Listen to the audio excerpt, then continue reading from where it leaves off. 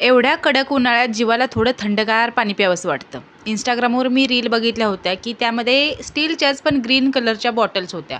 पण त्याची प्राईस बघून बाबा डोक्याला हातच लावला. आपल्या बजेटच्या बाहेर होतं सगळं. सेम बॉटल मी Mishoवरती, Amazonवरती सर्च केलं, सगळीकडे सर्च केलं, पण जास्तच प्राईस होत्या.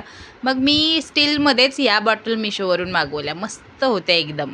कारभारी म्हणत होती की घरात ज्या प्लास्टिकच्या बॉटल आहेत त्याच ठेव, आत्तापर्यंत तर त्याच भरत आलोय ना, आणि काही फ्रीजमध्ये बॉटल गरम होत नाहीत, त्याच्यामुळे काही मायक्रो प्लास्टिक वगैरे पोटात जात नाही. असं मला त्या बॉटल आवडल्या होत्या, पण बजेटच्या बाहेर असल्यामुळे घेऊ शकले नाही. पण तशाच सेम फक्त स्टीलमध्ये या बॉटल मी Mishoवरून घेतलेल्या आहेत 400 रुपयाच्या आत.